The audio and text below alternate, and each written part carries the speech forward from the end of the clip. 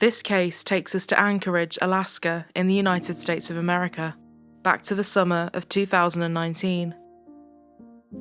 Anchorage is a busy city, home to nearly half of the Alaskan population. There's plenty to do there, with gorgeous hiking routes, peaceful countrysides, lots of wildlife, and ski resorts. It's the perfect place for as quiet or busy a getaway as you could want.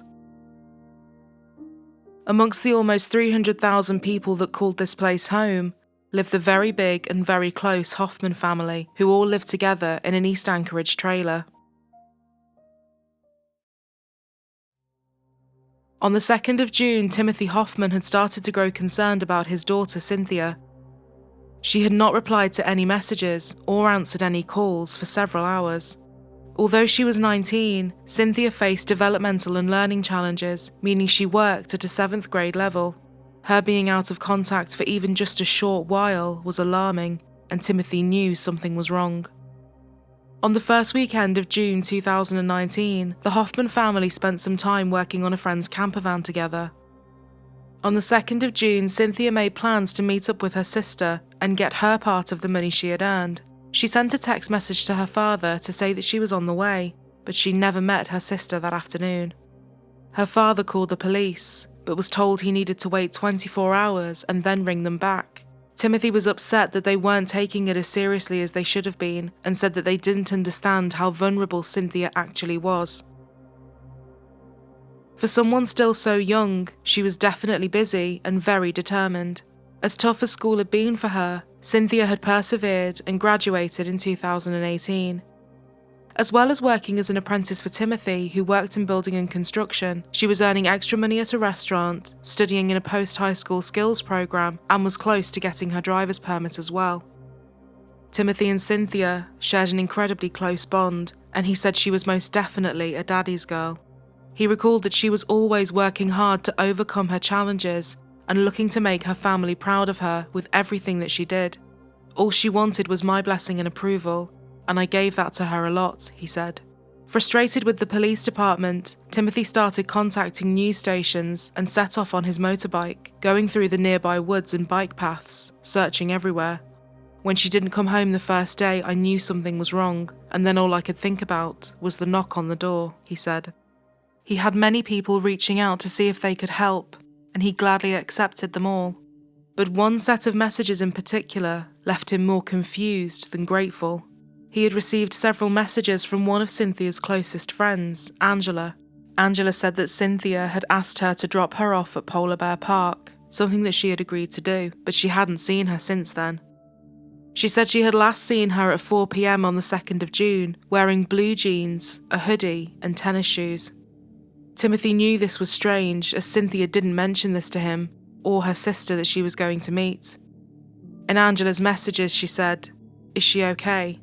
I hope she comes home safely, she's my best friend. I'm starting to get worried.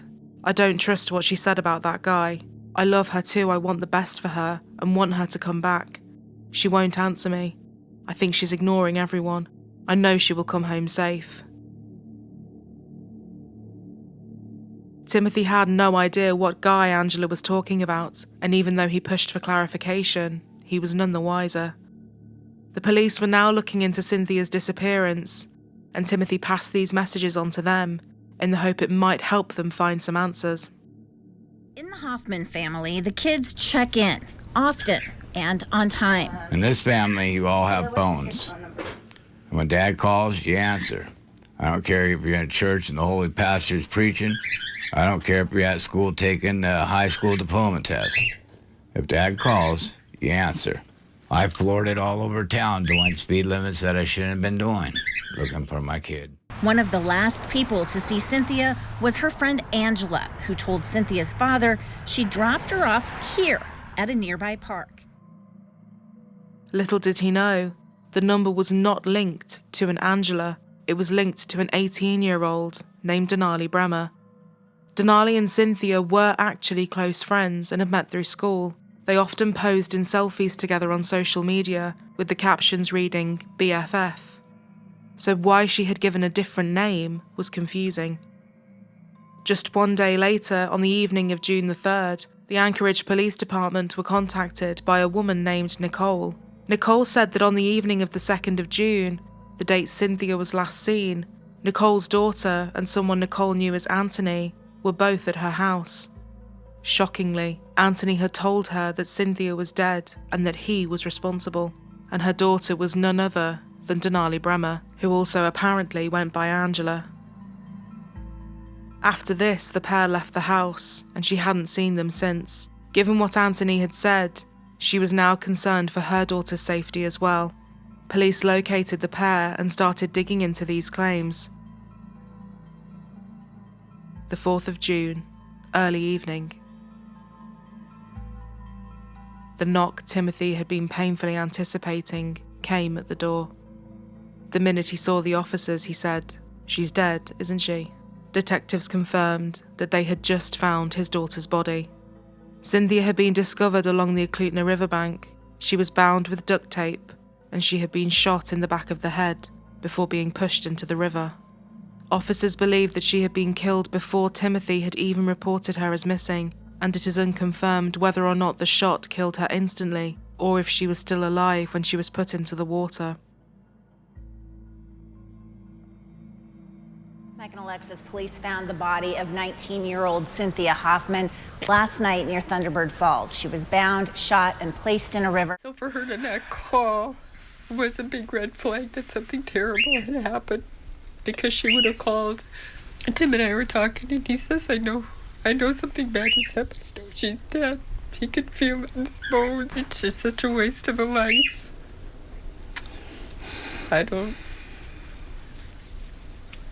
She's a kid. Cynthia's body was located Tuesday evening in the river near Thunderbird Falls. We're still investigating to find out exactly why she was bound and then why she ultimately was shot. The only thing I can imagine is she was yelling her daddy's name. And it goes through my head over and over and over again. It was impossible for the Hoffmans to contemplate. Who on earth would want to do this to Cynthia? She never spoke of having any problems with anyone. She had lots of friends and was so loved by those around her. Before long, a web of lies would start to unravel, showing the twisted and disturbing reality of what had happened and why. And given what Denali's mother Nicole had told the police, officers were only looking at Denali and Anthony for answers. Anthony was actually a 16-year-old called Caden McIntosh, a teen living on the streets at the time. On the 5th of June, Caden McIntosh was arrested, and 2 days later, so was Denali Brehmer. The pair were initially quiet, and Denali was even granted bail, but after her phone was looked at, she was pulled back in, and the pair would soon start to talk. It quickly became apparent that Denali had attempted to delete threads of messages, which fortunately could be easily recovered. She had been texting someone called Tyler, a man she had started an online relationship with, and the conversations between the pair were extremely dark. Tyler told her he was very wealthy and lived in Kansas, almost 4,000 miles away. The police found child pornography on Denali's phone as well, and a string of explicit images of children that Denali had sent to Tyler for his approval. The more the pair spoke, the more disturbing things became. Tyler soon told Denali to sexually assault an 8-year-old and send him videos of it. After this, he wanted her to assault a 14-year-old as well. The text threads between the pair were graphic. One message from Tyler read, "So are you going to the 14-year-old? Gonna go buy weed first," Denali replied. "I want to get her high for it so she doesn't fight me. I love you. Soon we can rape together." After these assaults, Tyler texted Denali and told her he wanted to see more. He wanted her to rape and murder someone. In exchange, he said that he would pay her $9 million. Denali then set about recruiting people to help her and get the plan in motion. She finally told police that she and Caden had picked Cynthia up, and drove out about 20 miles away from her home using a car owned by another teenager that she had promised $500,000 of the alleged money to, a 19-year-old called Caleb Leland. This gave police a fourth name to look at, but little did they know, this would soon become more. Denali said that she, Caden and Cynthia all drove around smoking marijuana together, something Timothy said he didn't see his daughter doing at all and was likely pressured into doing in the first place, if it was even true. After this, they drove out to a parking lot near the Thunderbird Falls Trail with the intention of going on a hike, but instead of following the trail, they abandoned it and followed another path that ran alongside the Eklutna River. They all walked along until they found an isolated clearing. Denali claimed that the three of them agreed to duct tape each other and take photographs as part of a joke or prank. In the clearing, Cynthia was bound by her ankles and wrists and had tape put over her mouth. Cynthia soon realised this was not a joke and started to panic. She started shouting that she was going to call the police. Denali held a gun to her head, which she eventually let Caden take off her. Caden then shot Cynthia in the back of the head. In Caden's interview, he admitted to duct taping Cynthia and said that he had blacked out, but remembered shooting her and pushing her into the river. As much as Denali was trying to distance herself, she had been documenting the whole ordeal on her phone, sending photographs and videos to Tyler via Snapchat, showing that she was someone who was very much involved. Although Tyler said he wanted to see a rape as well as a murder, there was no evidence to suggest that Cynthia had been sexually assaulted. To the police, Denali spoke of being afraid of Caden, implying she was following his suit, as well as being tricked by Tyler. However, Denali had not only brought and held the loaded gun, she photographed and filmed the entire thing, and had engaged in numerous conversations with Tyler about all kinds of horrifying things up until that point. Police felt confident that Tyler and Denali were ringleaders together. After Cynthia had been pushed into the river, Denali and Caden then went back to the car and made a pact to contact Cynthia's family to say that she had been dropped off at the park. After this, they set about burning and disposing of Cynthia's purse, clothes, and ID in Lyons Park in northeast Anchorage. They even attempted to burn the gun. Denali later texted Tyler and said, "I wish I never made a deal with you in the first place. We can meet, but once I see a cop, I'm telling him or her that I made you rape people and kill Cece." But as the police already suspected, Tyler wasn't who he claimed he was either. The man behind the screen was actually 21-year-old Darin Schilmiller. He wasn't a millionaire, and he wasn't living in Kansas. He lived in New Salisbury, Indiana. When he was tracked down and questioned, he confessed to everything, including convincing Denali that he was a millionaire and that he would pay her to assault and kill Cynthia. He also admitted that he and Denali had discussed murdering someone else after Cynthia was dead. Those that knew Darin Schilmiller, or Tyler, said his dark thoughts had always been obvious. When he was a teenager, he had started asking very young girls to send him explicit photographs, often making up fake profiles and going by fake names online as well.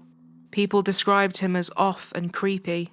As he got older, he started asking people to send him photos of their children, sometimes while they were being changed or bathed. He also had a fetish for dirty diapers and often wanted to see photographs of those too. He had previously been the subject of a child pornography investigation, but no charges were filed and the case collapsed. When he told Denali he wanted her to find someone to kill, she made the choice quickly.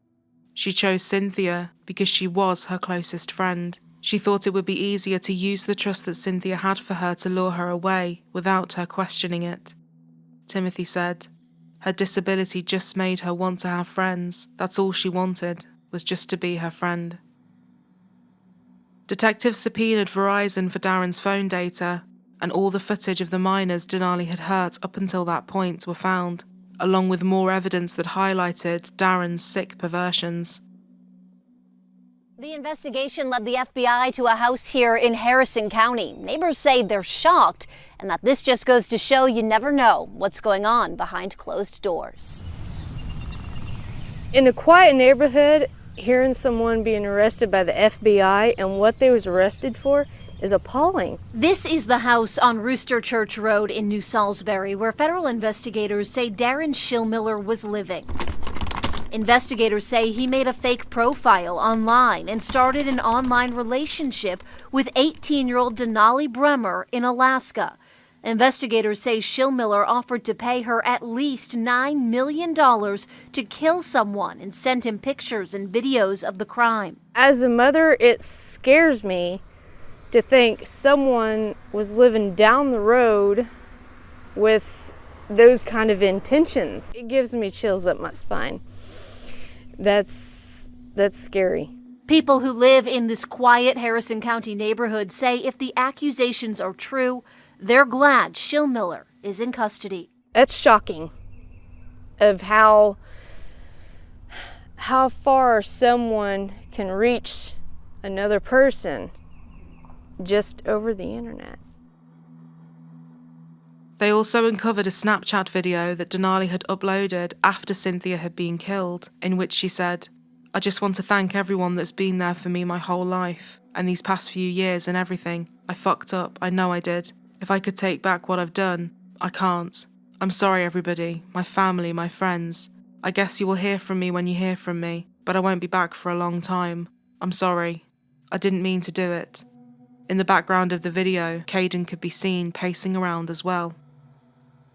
A grand jury would soon indict 6 individuals in Cynthia Hoffman's case: Darin Schilmiller, Denali Brehmer, Caden McIntosh, Caleb Leyland, who had given them the car, and 2 other teens who have not been named due to their ages.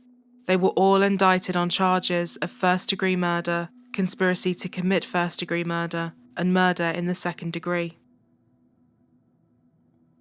A teenager in Anchorage, Alaska, has been charged with killing her best friend. Police say the murder plot began online with a promise of a multi-million-dollar payday. In court, 18-year-old Denali Brehmer showed no emotion as she appeared to admit her role in an elaborate plot to murder her friend Cynthia Hoffman. Accused of the unthinkable, 18-year-old Denali Brehmer, 16-year-old Caden McIntosh, and 19-year-old Caleb Leyland appear in state court for their alleged roles in the murder of 19-year-old Cynthia Hoffman. I know what I did was wrong, and I know I could have probably done something different. Investigators say it all began with a bizarre online catfishing scheme hatched by 21-year-old Darin Schilmiller, thousands of miles away in Indiana. Police say Brehmer offered to pay some of the money to 4 other teens to help her plan and carry out the killing. I am going to seek justice, and I am going to follow this through the full extent of the law, and I will be here every time she is, and I will not let it go. Police found Hoffman's body a day later, and the scheme began to unravel, leading them to Brehmer, McIntosh, and the other teens involved. Brehmer's phone records revealed Schilmiller in Indiana. Authorities say their arrest should be a warning. If you're planning to conduct a crime in Alaska and you think you're safe because you're that far away, you're not. 16-year-old Caden was charged as an adult, and as well as murder, he also faced 4 counts of tampering with evidence. The 2 juveniles, a male and a female, admitted to knowing about and being present for the planning of the murder in exchange for a cut of the money. Caleb was also accused of sexually assaulting the female juvenile suspect and faces additional charges of sexual assault and sexual abuse of a minor, as well as murder charges. Darin and Denali were indicted on more counts of solicitation to commit murder in the first degree, and then faced further charges of production of child pornography, conspiracy to produce child pornography, distribution of child pornography, and the coercion and enticement of a minor. We're here to announce the filing of significant federal and state indictments. I'll talk about the federal indictment, which is U.S. versus Darin Schilmiller and U.S. versus Denali Brehmer. Schilmiller and Brehmer were indicted this week by a federal grand jury for 1 count of conspiracy to produce child pornography, 1 count of production of child pornography, 2 counts of receipt and distribution of child pornography. The receipt charge is against Schilmiller, the production charge is against Brehmer, and 1 count of coercion and enticement of a minor, which is Mr. Schilmiller only. The charges stem from the circumstances that came to light after the shooting of Cynthia Hoffman, earlier this month in June 2019. Now, the charge of conspiracy to produce child pornography carries a sentence of 15 to 30 years imprisonment. The charge of production of child pornography carries a maximum sentence of 15 to 30 years imprisonment. The charge of distribution and receipt of child pornography carries a sentence of 5 to 20 years imprisonment. And finally, the charge of coercion and enticement of a minor carries a maximum sentence of 10 years to life. And when I give those lower sentences, those are all mandatory minimums for the federal charges. An Indiana man accused in a murder conspiracy case has pleaded not guilty. 21-year-old Darin All 6 Schilmiller individuals entered pleas of not guilty. Denali addressed the court and even spoke of having a child herself, something which had not been mentioned before this point. She said, "I don't want my daughter knowing that her mom grew up a killer because I don't see myself as one." Denali's sisters spoke to the media and said they were devastated that she could be involved in something like this. Denali is the 3rd child of 5 girls. Her older sisters, Rebecca and Brenna, said that all of the children had been removed from the care of their mother at different points, and the abuse reached a tipping point when the man living with their mother at the time killed their 2-month-old baby sister, Gabrielle. Denali was adopted in her early childhood, but both her sisters said the trauma may have lingered and potentially might have been the cause of several issues in adulthood. "We all had really hard lives, and I feel like she took the wrong road with the wrong people who didn't care about her, and now she's paying the ultimate cost," said Brenner. The pending hearing and trials have all been delayed and postponed several times for various reasons. 56 gigabytes of material and over 100,000 pages of evidence and cell phone data was handed over in court, which is a huge amount to dissect and go through. This, coupled with lockdowns due to the pandemic, has pushed the trial dates back, and in January 2020, it was announced it would be some time before the dates were set. Cynthia Hoffman said he would be in court at every opportunity, adding, "Nothing really disappoints me. I am prepared for a long journey." I've been waiting for a long time, and I'm ready. It's going to be a bunch of rounds from now until it's over, but I won't miss one. But I have to hold back my emotions to show no emotions to support my family. At this time, I do not care about his. I'm out for one thing and one thing only, and that's justice, and that's to make them rot in jail where all them people could send them to hell. I'm going for the full 99 years. But I ain't gonna stop coming until everybody hears my cry. It won't be an emotional one. It'll be one that the good Lord will be on my side, and it's already nationwide, and I'm sure there's a lot of people on my side. In that case, the judge has to hear it. They all ought to stay in these courts, put the age aside, and give them what they rightly deserve. They planned all this. A few of them even came to my house. To come into my house as friends for my daughter and to do what they did to her, I am backing off of this. I've told everybody together, and then myself, I work 12 hours a day to keep it out of my mind, but it never leaves it. When they made the statement about the first-degree murders and all them other ones, I wanted to stand up and tell the judge that was my daughter.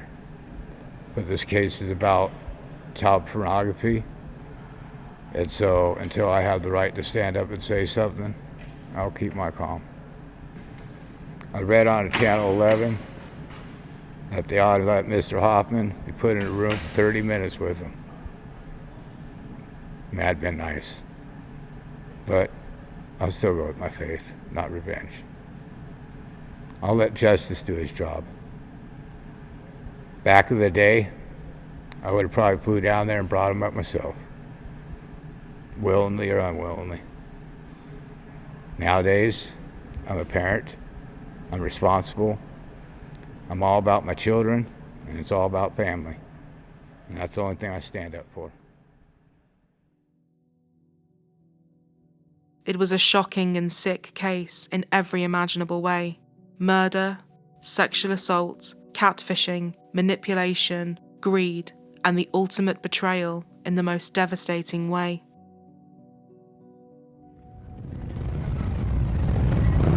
We're here to just show support to the family, let them know that we care. We're not happy with what's happened, that this young life has been taken from us. This is a life that should have been protected. If we help one kid or one parent to ask a kid what you're doing, where you're going, who you're with, let me look at your phone. If we help one kid, we've accomplished everything. The town of Anchorage is pissed off at what's happening. To hear you knocking at the door. All I know is no parent ought to bury the child. What she would have felt that day. And right now I just feel anger, sadness. We happened to be born on the exact same day. So we shared a lot of birthdays, a lot of great birthdays together. Not a year is gonna pass where my birthday cake isn't gonna have Cynthia's name on it. For all we can do is keep her in our hearts and memories and think of all the good times we've had with her. I'm glad we found everybody that was involved. So now she can rest in peace. I love you, Cynthia.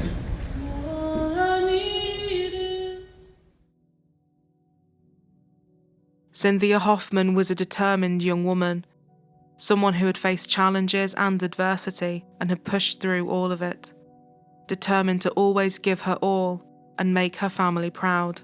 Her life came to an end in a terrifying way at the hands of someone she trusted and would never have doubted.